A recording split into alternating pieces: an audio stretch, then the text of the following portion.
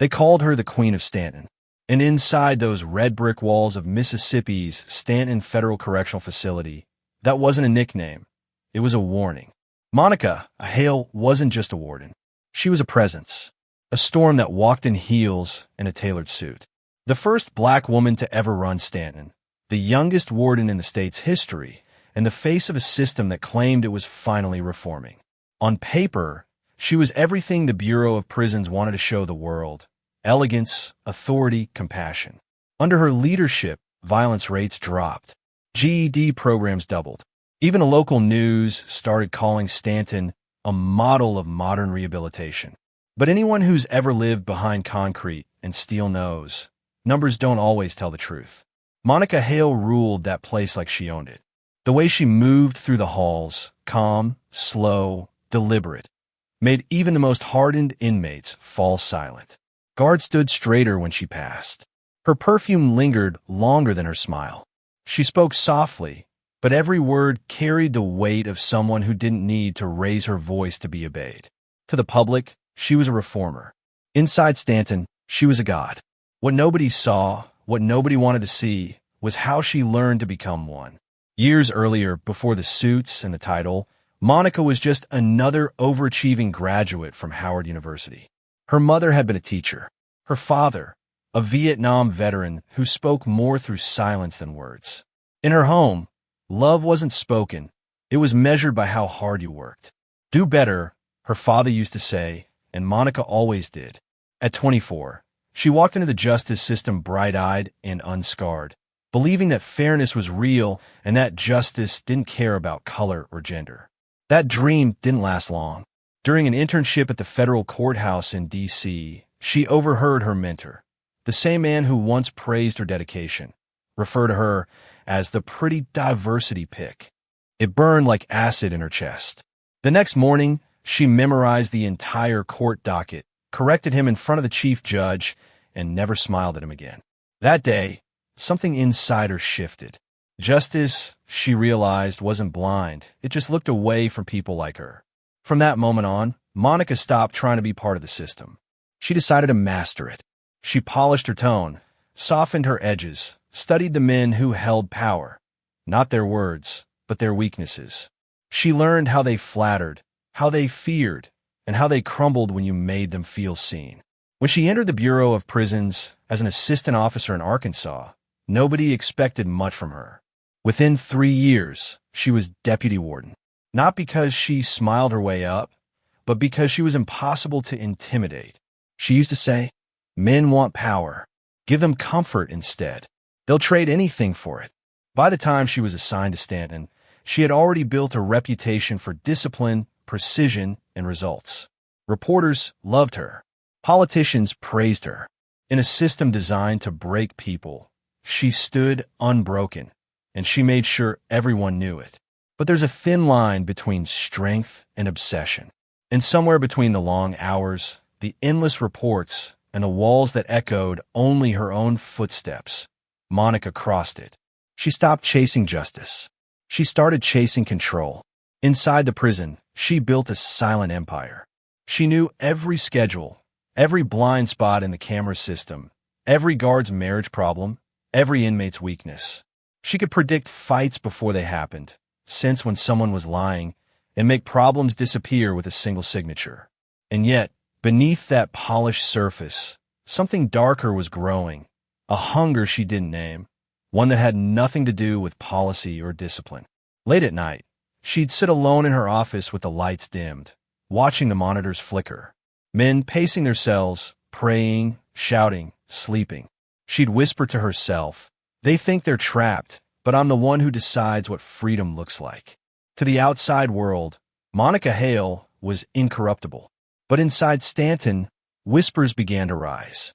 Whispers about favors, about certain inmates getting transfers, about nights when the warden's office light stayed on far too late.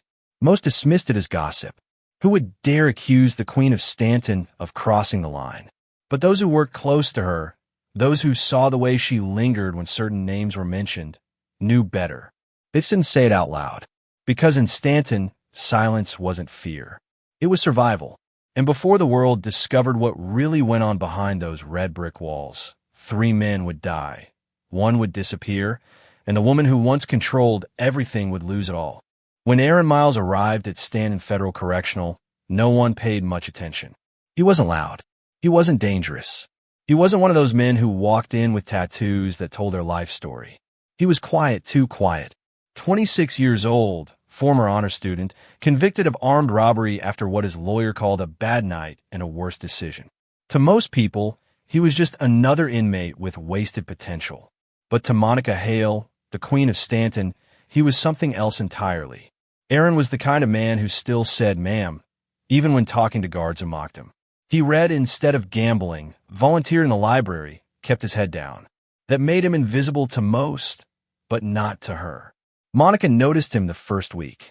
There was something about the way he carried silence, as if he still believed he could serve his time, walk out, and start over. That belief fascinated her. Stanton wasn't built for hope. It was built to crush it. And yet, Aaron still had that spark. One morning, Monica adjusted the staff schedule. Aaron Miles was suddenly reassigned from the laundry warehouse to administrative sanitation, a fancy title that meant cleaning her office twice a week. When the guard gave him the news, Aaron just nodded. Any assignment outside the block was a privilege. It meant real air, real space, and, for a few minutes, the illusion of freedom. The first time he walked in her office, he was struck by how quiet it was. No shouting, no metal doors slamming, no echoes of pain. Just the hum of an air vent and the faint scent of jasmine. Monica was behind her desk, typing something on her computer. She didn't look up. "You must be Mr. Miles," she said finally, her tone smooth as glass. "Yes, ma'am. I like my floors clean enough to see my reflection," she said. "You think you can manage that?" "Yes, ma'am." "Good. Then we'll get along fine." That was it. A few words. A glance. And yet something unspoken passed between them. Something neither of them could define, but both could feel. At first, it was harmless. A few polite exchanges. A nod in the hallway. Sometimes, she'd ask him about the books he was reading. "You like Baldwin?" she'd ask. Or, "Do you really think redemption's possible?" He'd answer carefully, not wanting to say too much. But Monica had a way of listening that made him forget where he was.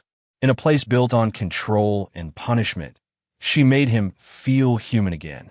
One evening, as he emptied her trash bin, she said softly, "You're better than this place, Aaron. Don't let it eat you alive." He froze, mop in hand, unsure how to respond. No one in years had said his name like that, like it mattered. From that night on, something changed. Weeks passed. Small favors followed. A second helping from the staff dining room.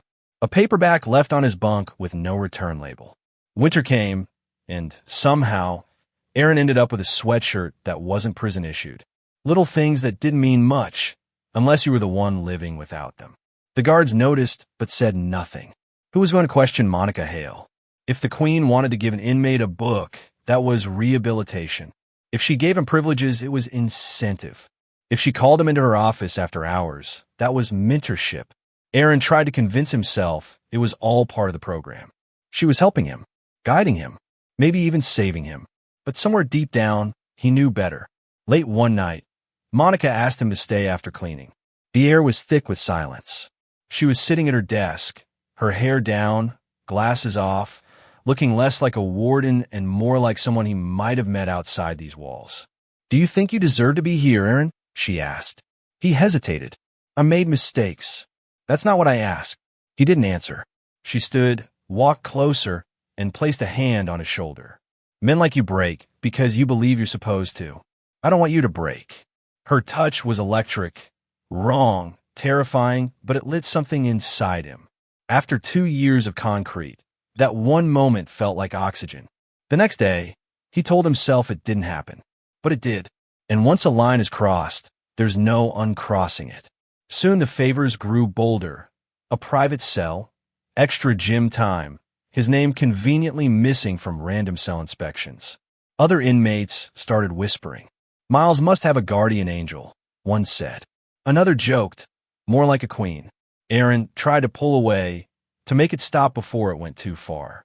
He started keeping his distance, turning in work early, refusing late shifts. Monica noticed immediately. One evening, she found him in the corridor, alone. "You've been avoiding me," she said. "Ma'am, I just want to finish my time. That's all." Her lips curve into a slow smile. Not warm, not cruel, just knowing. "You know too much to walk away, Aaron." He didn't sleep that night. By morning, the rumors about him had spread through every cell block. By the end of the week, he was transferred for his own safety. 3 days later, Aaron Miles was found hanging in his solitary cell. No witnesses, no footage, no explanation. The official report said suicide. But the guards who'd seen his face the night before knew better. He was planning for parole. He had hope. When word reached Monica's office, she didn't flinch. She simply looked out the window, whispered, "This is why we don't get too close," and closed the file. Death didn't slow Monica Hale down. If anything, it made her sharper. The official report on Aaron Miles's suicide landed on her desk 2 days later, typed in neat black ink. She read every line, red-penned a few words for clarity, and signed off with her usual precision. Then she closed the folder, leaned back in her chair, and whispered order restored. Outside her office, Stanton kept moving like nothing had happened. Guards traded shifts. Inmates lined up for chow. The world spun on. Inside those walls, grief wasn't processed, it was buried. But for Monica, Aaron's death wasn't tragedy. It was proof. Proof that she could rewrite reality and nobody would stop her. 2 months later, a new transfer arrived. Dante Cole, 33, loud, tattooed, fearless. A man who laughed in the face of discipline and lived by chaos. He'd run dice games in the yard, hustled cigarettes, bullied weaker inmates. To the guards, he was trouble. To Monica, he was a challenge. The first time she saw him, he was being dragged into solitary for fighting. He spat blood on the floor, looked her straight in the eye, and said, "You don't scare me." She smiled. Not yet. Over the next few weeks, Dante's name started appearing in her reports, but not for trouble. His fight stopped. His contraband searches turned up nothing. His cell moved to a quieter unit. The guards thought he'd finally been broken, but they were wrong. He'd been chosen. Monica's power wasn't brute force. It was subtle. She never threatened. She rewarded. Dante got privileges no one else did. Extra yard time, better food, even a small portable radio. Technically forbidden, but somehow approved. She made him feel like a king behind bars. She'd stop by his unit, linger longer than necessary. Ask about his mother, his dreams after release. When he bragged about being untouchable, she didn't correct him. She let him believe it. Soon, he started calling her boss lady with a grin. She pretended not to like it. Secretly, she loved it. Inmates whispered that Dante had something on her.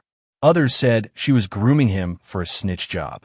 Either way, no one dared say it too loudly. But Monica knew what she was doing. She was feeding him loyalty in the form of comfort. And loyalty, in a place like Stanton, was a leash. Then Dante made his first mistake. Power makes men bold, and Monica's gifts made him reckless. He started bragging, half jokes, half threats. Told a few inmates he had the warden's ear. Told one guard he could get things moved if he wanted to. In prison, gossip travels faster than contraband. By the time it reached Monica, she already knew how it would end. That afternoon, she called him into her office. He swaggered in, grinning. "Boss lady, what did I do this time?" She smiled like a teacher about to fail a student. "You've been talking too much." "Just keeping morale up," he laughed. "You think this is funny?" "Only 'cause I know you'd never let anything happen to me." Her expression didn't change. "You're right, Dante. I'd never let anything happen to you." That night, she made a single phone call to medical, something about reviewing his dietary privileges. 2 days later, he received a special meal in his cell, a steak dinner delivered from outside. A reward for good behavior. He never finished it. Dante Cole collapsed in the rec yard mid-conversation, eyes wide, clutching his chest. He was dead before he hit the ground. The coroner's report said acute heart failure. The toxicology report never came back. The paperwork closed in under 48 hours. When news of his death reached Monica, she paused for a moment, just long enough to look at the clock, and then resumed typing. To the guards, she looked calm, efficient, unbothered. To the few who truly observed her, there was a flicker of something else, satisfaction. Behind closed doors, she stared at her reflection in the office window and whispered, "Men always think they're the players. They never realize they're just the pieces." By now, a pattern had begun to emerge. Each incident came with the same elements: a quiet transfer, a dead inmate, a missing report, and a warden who looked cleaner than ever. The Bureau of Prisons saw her as a miracle worker. Stanton's internal violence was down 30%. Public complaints had vanished. She was being considered for a regional post. But one person wasn't fooled. Evan Brooks, the young guard who still believed in right and wrong. He'd seen Aaron's file vanish from archives. He'd signed off on Dante's meal delivery form. And the longer he worked under Monica Hale, the more his stomach turned. In the guard room, the veterans told him, "Don't ask questions you don't want answers to." But Evan couldn't shake the feeling that something was deeply wrong inside Stanton. Something bigger than any single death. He started keeping notes. Dates. Transfers. Missing footage. He didn't know it yet. But those notes would become the first cracks in Monica Hale's empire. Because the Queen of Stanton didn't just rule with power. She ruled with silence. And silence, in time, always breaks. If Aaron Miles's death proved anything to Monica Hale, it was that she could make a man disappear and walk away spotless. For most people, that kind of power would bring fear. For Monica, it brought clarity. She learned that control didn't come from violence or fear. It came from dependency. The kind that made men confuse attention for salvation. And when Isaac Turner arrived, she found her next dependency waiting for her. Isaac wasn't like Dante or Aaron. He was quiet, artistic, and painfully sincere. 29 years old, sentenced for aggravated assault after defending his sister from an abusive boyfriend, a crime that made him both guilty and sympathetic. He painted murals for the rec hall, taught reading classes to other inmates, and wrote letters to his mother every Sunday, always signing them, "I'm trying to be better." To most wardens, Isaac was harmless. To Monica, he was a blank canvas, one she could color however she pleased. Their first meeting was official. She called him to her office under the pretense of discussing his art program. He stood there in his prison khakis, paint still under his fingernails, nervous but polite. "You're the one who painted the dove on the library wall?" she asked. "Yes, ma'am." "It's beautiful," she said softly. "Freedom on the inside. That's poetic." He smiled for the first time in weeks. "Thank you. I just want to make this place a little less ugly." Monica tilted her head. That's a dangerous goal in a place like Stanton. She dismissed him after 10 minutes. But when he left, she watched the door for a long time, as if she could still feel the warmth he'd left behind. Soon, she started visiting the art room during his sessions, always with a reason: an inspection, a staff evaluation, something bureaucratic enough to explain her presence. But everyone could tell her interest wasn't administrative. The way she leaned over his shoulder.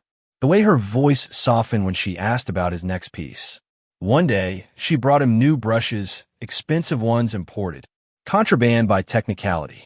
He stared at them, confused. "I can't take these, ma'am. It's against policy." "Then let's call it a donation," she said, placing them in his hand. From one believer in second chances to another. Weeks passed. Their conversations grew longer, quieter. She'd ask about his past. He'd ask about her childhood.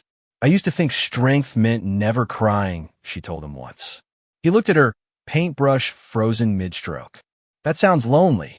"It was," she said, "but it kept me alive." In that moment, Isaac didn't see the warden. He saw a woman, tired, maybe broken, and that, more than her words, made him trust her. Monica knew it, too. Every tear, every confession was calculated. She was weaving him into her web, thread by thread. And when he finally said, "You're the only one here who sees me," she smiled. That was the moment she'd been waiting for. Their sessions became nightly. Always after lockdown, always behind a locked office door. Guards assumed she was mentoring him for parole review. But the truth was simpler and darker. Isaac began to change. He stopped laughing with other inmates. He skipped meals. He wrote shorter letters home. He lived for the sound of her voice, for the nights she called him by his first name instead of Inmate Turner. She had remade him in her image, disciplined, devoted, dependent. But dependency breeds questions. One night, she poured him tea and sat across from him like a therapist. He hesitated, staring at her. "Did you ever love me?" he asked quietly. Her expression didn't change. "Don't confuse comfort with love," she said. "One keeps you warm. The other burns you alive." He looked down at his hands, trembling. "Then what was this?" "Survival," she whispered. "Yours and mine." 3 days later, Isaac Turner was found dead in the shower block. Official cause: accidental fall. Unofficially, blunt force trauma to the skull, bruises on his ribs, and a broken nose. The security cameras in that wing? Down for maintenance. When the news reached Monica, she didn't blink. She signed a report, closed her office door, and stared at the mural of the dove, Isaac's dove, painted on the far wall. The white bird looked almost alive under the fluorescent light. She smiled faintly. "Freedom," she whispered, "was never meant for cages." Then she turned off the light, and the dove disappeared into darkness. By the time Marcus Grant arrived at Stanton Federal Correctional, the prison was already a ghost of itself. 3 men, Aaron Miles, Dante Cole, and Isaac Turner, were dead. All 3 deaths had the same signature: clean paperwork, no footage, no questions. And all 3 had one thing in common: Warden Monica Hale. But Marcus wasn't like them. He wasn't idealistic like Aaron, arrogant like Dante, or gentle like Isaac. He was a survivor. At 24, Marcus had already learned that emotions were luxuries men like him couldn't afford. He'd done time in 2 state facilities, seen friends die for a cigarette or a word spoken at the wrong time. He knew how predators operated, and when he met Monica Hale, he recognized one immediately. Their first interaction was brief, during a disciplinary hearing over a fight Marcus hadn't even started. He stood there in handcuffs, eyes level with hers. "You think this is funny?" she asked. "No, ma'am," he said calmly. "Just predictable." "Predictable? Ma'am, I've been in enough cages to know who runs them." For the first time in years, someone talked to Monica without fear. She dismissed him with a warning, but when he left, she felt something she hadn't in a long time. Interest. He didn't bow. He didn't need her approval, and that made him dangerous and irresistible. Within weeks, she found excuses to summon him. A rehabilitation discussion, a peer leadership evaluation. Same time, same room, always late at night. Marcus played along. He listened when she spoke about control, about strength, about how men always fell in love with their captors without realizing it. He'd nod, even smile. Inside, he was memorizing every word. The first night she offered him tea, he accepted. The second night, he asked if she was lonely. She smiled faintly. "Lonely people don't build empires, Mr. Grant." He leaned forward. "But they still want someone to see them." Her eyes lingered on him a second too long. He knew then that she'd taken the bait. Marcus didn't fall for Monica Hale. He studied her. Every word, every glance, every inconsistency.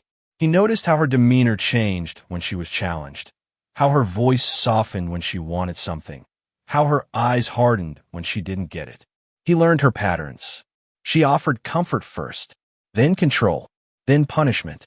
He'd seen it before in men who ran gangs and guards who got off on power. Monica just wore better clothes. He let her think she'd won. When she called him different, he smiled like he believed it. When she asked about his childhood, he told her enough truth to sound vulnerable. He wasn't building intimacy, he was building evidence. Using a smuggled micro-recorder sewn into his waistband, Marcus began documenting everything. Her late-night meetings, her whispers about loyalty, her subtle threats. It wasn't hard. Monica had grown careless. She thought she'd perfected the game, but she'd never played against someone who wasn't playing to survive, someone playing to expose. The deeper he went, the more dangerous it became. He could feel her testing him. Once, she locked the door and asked, "Have you ever felt like someone was pretending to care about you just to get something?" He didn't flinch. "All the time," he said. "That's how I learned to keep my heart where no one could find it." For a moment, she almost looked impressed. Then she smiled and said, "You might be the only man here who understands me." He smiled back. That's what scares me, he thought. By the third month, Marcus had enough to bury her. Names, dates, audio clips. He encrypted the recordings and smuggled copies out through an old Bible, addressed to his cousin on the outside. Still, he stayed close. Too close. He knew if he pulled away, she'd notice. And when Monica Hale noticed, people died. So he kept pretending. He stayed calm when she touched his hand. He played her game so perfectly she started lowering her guard. But power built on manipulation is fragile, and Monica could sense when the air shifted. She began watching him differently. Longer pauses, colder smiles, the same way she looked at the three before him. One night, she said, "You've been quiet lately, Marcus. Thinking of leaving me, too." He met her eyes and said softly, "You can't leave what you were never part of." Her face froze. For the first time, he saw something behind her calm veneer, fear. That night, she opened her computer and drafted a transfer order. Marcus Grant, scheduled for disciplinary relocation to another facility. Departure date, Friday. Escort, 2 guards. No cameras on the route. It looked like routine paperwork. But in Stanton, disciplinary relocation had become code for something else. A disappearance. Marcus didn't need a confession to know what was coming. He'd seen it 3 times already. So, 3 days before his transfer, he handed an envelope to a young guard named Evan Brooks. "If I don't make it out alive," Marcus said quietly, she did it. Evan looked at him, confused, scared. Marcus smiled faintly. "Don't be afraid of the truth, officer. Be afraid of what happens if you ignore it." Then he turned, hands cuffed, and walked back to his cell. That night, Monica Hale sat alone in her office, staring at the transfer order on her desk. Something in her gut told her Marcus wasn't like the others. And for the first time in 15 years, she couldn't shake the feeling that she was being watched. The envelope sat in Evan Brooks's locker for 2 full days before he opened it. He told himself he was too busy, that paperwork came first, that whatever this inmate, Marcus Grant, had slipped him couldn't possibly be worth the trouble. But the truth was simpler. He was afraid. Evan was 24, fresh out of the academy, still believing in rules and chain of command. He'd come to Stanton because he wanted to help people rebuild their lives, not to watch them rot behind walls. But the longer he worked under Warden Monica Hale, the more those ideals felt like a joke. She ran Stanton with poise and polish, but something about the place always felt wrong. Too quiet after certain incidents. Too clean after every tragedy. Like someone was scrubbing not just floors, but history. When Era Miles died, he'd signed the transfer forms. When Dante Cole collapsed, he'd logged the meal request. And when Isaac Turner's body was wheeled past him, he'd seen Monica standing by the doorway, expressionless, unmoved. Now Marcus Grant was about to be relocated, and this envelope was burning a hole in his conscience.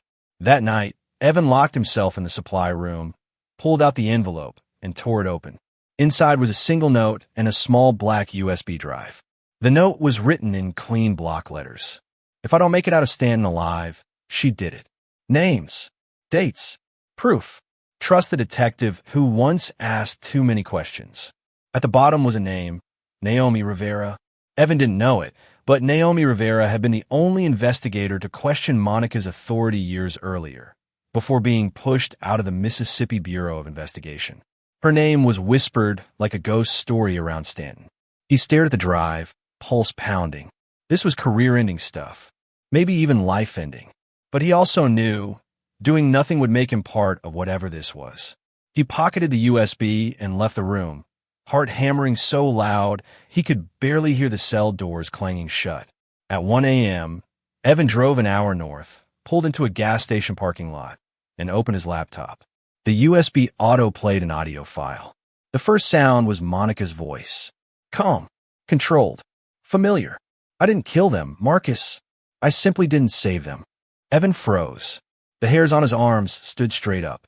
Then came more recordings, snippets of late-night conversations, references to containment, obedience, and removal. By the end, he was shaking. He knew what he had to do. The next morning, Evan took personal leave and drove to Jackson. He spent 2 hours outside the Bureau of Investigation before working up the courage to step inside. When he asked for Detective Naomi Rivera, the clerk laughed. She doesn't work here anymore. Retired or forced out, depends who you ask. He almost left, but something in him refused. He asked around, followed a few leads, and by nightfall, he was knocking on the door of a small apartment above a used bookstore. When Naomi opened the door, she looked nothing like the legend he'd imagined. She was in her 40s, tired eyes, coffee mug in one hand, a half-written case file on her desk. "You look like trouble," she said flatly. "I'm from Stanton," Evan replied, "and I think I have proof the warden's been killing inmates." That got her attention. An hour later, the two sat across from each other in silence as the recordings played. Naomi's hands tightened around the coffee mug until her knuckles went white. "I knew it," she whispered. "I knew she didn't stop after Baton Rouge." Evan frowned. "After what?" Naomi pulled out a faded file labeled K. Boyd, 2015. Before Stanton, she ran a women's facility in Louisiana. An inmate named Tesha Boyd accused her of psychological coercion. No one believed her. Days later, Boyd had a breakdown and was transferred without explanation. The case vanished, and I lost my job for asking why. She looked up. "You realize this evidence won't just take her down, it'll burn half the bureau with her." "Then let it burn," Evans said. Naomi nodded slowly, something like pride flickering behind her exhaustion. "All right, kid, then we do this by the book, but quietly. You give me everything Marcus gave you. We go straight to the U.S. Attorney's office. No internal affairs, no Stanton brass." She grabbed her coat. "We've got 48 hours before she figures out what's missing." Back at Stanton, Monica Hale was already growing uneasy. Marcus had grown too calm, too polite, the kind of calm that meant someone had found a way out, and she didn't like it. That afternoon, she summoned her assistant. "Move up the transfer," she ordered. Friday morning. "Disciplinary transport. Route C." The assistant hesitated. "That's an off-camera run, ma'am." Monica's eyes were ice. "Exactly, but she didn't know the game had changed. Because by the time the transport van started its engine, Naomi Rivera and a team of federal agents were already waiting outside the gates. Friday dawned gray and cold. Marcus was shackled, loaded into the van. Monica watched from her office window, expression unreadable. Half a mile down the road, blue lights flashed. The van stopped. Doors opened. Federal agents swarmed. By the time they reached Stanton's gate, Monica Hale was already standing in the lobby, hands clasped behind her back, pretending to be surprised. "Warden Hale," one agent said, reading from the warrant. "You're under federal investigation for obstruction of justice, abuse of power, and 3 counts of homicide." She blinked once, then smiled faintly. "I suppose I should have seen this coming." As they cuffed her hands, she turned to the young guard watching from across the hall. Evan couldn't move, couldn't breathe. Monica met his eyes and said softly, "You were always too honest for this place." And as the agents led her out into the gray Mississippi morning, the Queen of Stanton finally lost her crown. The courtroom in Jackson, Mississippi, was packed long before the trial began. By 8 a.m., reporters had filled every seat, cameras lined the hallways, and a quiet hum of disbelief settled over the crowd. It wasn't every day that the state's most celebrated prison warden, once hailed as the face of reform, was brought in wearing shackles. When Monica Hale entered, she walked with the same deliberate grace she once used in Stanton's hallways. Her beige jail jumpsuit was neatly pressed, her chin high, her eyes scanning the room like a general assessing a battlefield. But this time, the room didn't belong to her. This was the People's Court now. The prosecution called its first witness, Marcus Grant. When he took the stand, you could hear the shuffle of notebooks stop. The inmate who had survived Stanton, the one who'd outplayed its queen, was about to speak. He didn't look triumphant. He looked tired, like someone carrying the ghosts of 3 men who never made it out. "Mr. Grant," the prosecutor began, "tell the jury who Monica Hale is to you." Marcus looked straight ahead. She was God, and in Stanton, God decided who lived long enough to be forgotten. The room went still. He spoke for nearly 2 hours, steady, calm, hauntingly detailed. He described the late-night meetings, the special privileges the soft threats disguised as kindness. He told them about the secret recordings, the way Monica whispered that loyalty is survival, and the night she said, "I didn't kill them, Marcus. I simply didn't save them." When the prosecutor played the audio clip, Monica didn't flinch. The words echoed through the courtroom like a confession wrapped in pride. "I didn't kill them. I simply didn't save them." Someone in the gallery gasped. Others looked away. Next came Officer Evan Brooks. His testimony was short but devastating. He confirmed the transfer orders, the missing footage, the falsified logs. He explained how Marcus's letter led him to Detective Naomi Rivera and the federal sting that ended Monica's reign. The prosecution then displayed the trail of digital evidence. Camera outages manually triggered during maintenance. Meal orders signed off under Monica's password. Medical reports altered to erase toxins from Dante Cole's autopsy. Each exhibit tore another piece of her empire away. Then came the expert witnesses. A forensic toxicologist confirmed the presence of unreported sedatives in Dante's bloodstream. A coroner testified that Aaron's neck injuries were inconsistent with self-hanging. A pathologist explained how Isaac's head wound was consistent with blunt force trauma, not a fall. The jury didn't just hear numbers, they saw patterns. And in every pattern, the same shadow stood. Warden Monica Hale. The defense tried to spin a different story. They painted Monica as a strong woman under pressure, trapped in a violent system, manipulated by men who mistook her compassion for weakness. They called her a reformer who blurred ethical lines in pursuit of safety. When she took the stand, Monica played her final card, control. She spoke softly, her tone measured, her posture immaculate. "They came to me," she said, eyes steady on the jury. "They wanted comfort, protection, understanding. I gave it to them. I never forced anyone." Her lawyer asked, "And how do you respond to claims you abused that power?" She leaned forward, voice low but clear. "They all betrayed me. And betrayal has consequences." Gasps rippled through the courtroom. The prosecutor didn't need to say a word. The jury had just heard her confess in real time, not with facts, but with intent. On the fourth day, Detective Naomi Rivera took the stand. Her testimony wasn't about Stanton. It was about the years before it. The Baton Rouge file. The missing records. The inmate named Tesha Boyd, who described Monica's manipulation years before the killings began. Naomi held up the old report, yellowed with time. "This," she said, "was the first warning. But the system protected her because she made the numbers look good. By the time anyone listened, 3 men were dead." It wasn't just a trial of a woman anymore. It was a trial of the silence that made her possible. When Lorraine Miles, Aaron's mother, took the stand, the entire room leaned forward. She was small, gray-haired, with a voice that trembled but never broke. She didn't talk about policies or evidence. She talked about hope. "My son wasn't perfect," she said, "but he was trying. He wrote me the week before he died. Said he was reading again. Said he felt hopeful. That's what she took from me. Not just my boy, his hope." In the back row, Marcus bowed his head. Evan stared at the floor. Even Naomi's eyes glistened. The prosecutor let the silence stretch, then spoke. "Your Honor, that's the cost of unchecked power. That's the cost of silence." Closing arguments were merciless. The prosecution didn't paint Monica as a monster. They painted her as a mirror.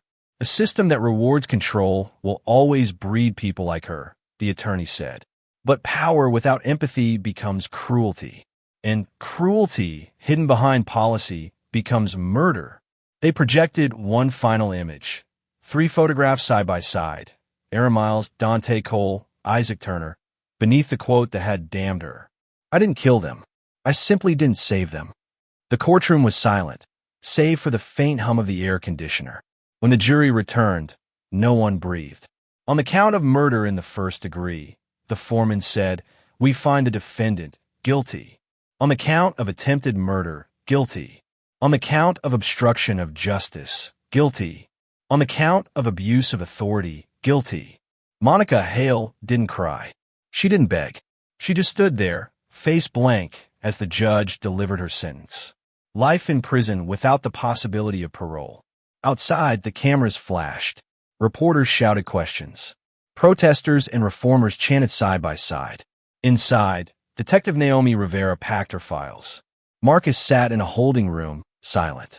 Evan turned in his badge the next morning. And in the center of it all, as she was led down the hallway in cuffs, Monica turned to the escorting officer and whispered, almost proudly, "Justice was never blind. I just taught it to look away." The cell door closed with a sound that used to belong to her. For the first time in 15 years, Monica Hale wasn't the one holding the keys. She was now inmate number 47219, locked inside Claymore Women's Correctional Facility, one of the very prisons she'd once overseen. The irony wasn't lost on her. "Welcome home," whispered one of the guards, smirking. Monica said nothing. She simply looked around her 6-by-9-foot cell, the peeling paint, the faint smell of bleach and sweat, and thought, so this is what it feels like to be ruled. At first, Claymore didn't know what to do with her. Half the staff respected her reputation. The other half wanted to see her break. Inmates whispered her name like a ghost story. Some admired her former power. Others hated her for what she'd done to men like Aaron, Dante, and Isaac. But Monica had one advantage no one else did. She understood the system better than anyone. She knew the routines, the surveillance blind spots, even the psychological tricks wardens used to assert dominance. So, she adapted. She kept her bed made with military precision, her meals untouched unless she could see them served. She spoke to no one, never cried, and never asked for anything. The other inmates began to call her the ghost.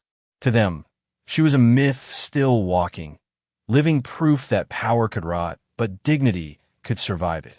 In her second month, a social worker found a notebook hidden under Monica's mattress. Inside were single sentences, cold, precise, written in her immaculate handwriting. Power never disappears. It only changes shape. Silence is the purest form of obedience. I didn't lose control. I gave it away. The warden confiscated it, but Monica simply started another. She wrote every night under the dim light of her cell, filling page after page with thoughts that sounded more like confessions than reflections. Sometimes, other inmates overheard her murmuring the words to herself like prayers. "I was the system," she'd whisper, "and the system always eats its own." Meanwhile, outside Claymore, the world kept turning. Detective Naomi Rivera became a national figure, the face of accountability in a justice system long accused of corruption. She led federal oversight reforms now known as the Hale Doctrine, requiring mental health evaluations for senior prison officials and independent audits for all inmate deaths in custody. Marcus Grant was released early for his cooperation.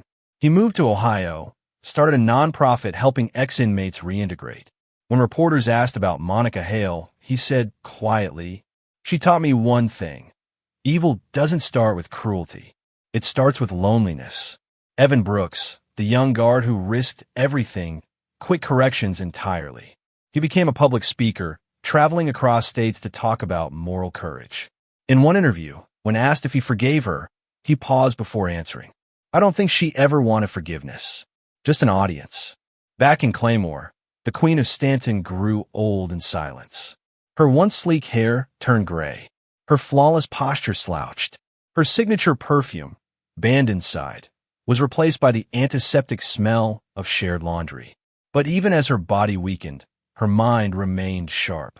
She read law books and philosophy texts, debated with chaplains, and sometimes sat in the courtyard staring at the horizon, as if watching an empire she could no longer rule.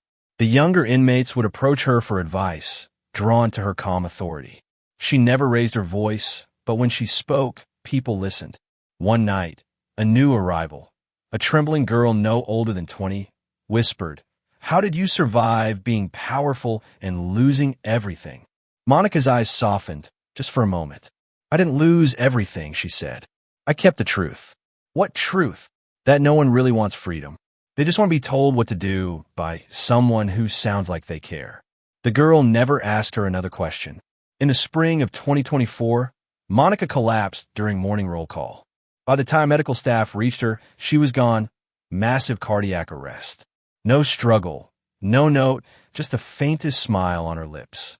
Her cell was sealed for evidence. Inside, investigators found a single page taped behind her mirror. The handwriting was unmistakable. I built walls to keep monsters out, until I realized I was the one inside. Do not mourn me. I am finally where I belong, beneath the silence I created. The note was signed only with her initials, MH. When the news broke, reactions were split. Some called her a murderer who finally met justice. Others called her a tragic figure, consumed by the same system she once tried to control. Talk shows debated whether she was a villain or a victim. True crime podcasts recited her words like scripture. Her victims' families didn't celebrate. They just felt tired. As Lorraine Miles, Aaron's mother, told one interviewer, "Forgiveness isn't about letting go of hate. It's about closing a door that was never meant to stay open." Months later, the Federal Warden's Conference opened with a moment of silence. Not for Monica Hale's death, but for the lives lost under her rule. A black-and-white photograph of Stanton Federal was projected behind the speaker. The same corridors, the same red bricks. Only this time, the caption read, "Where power forgot mercy."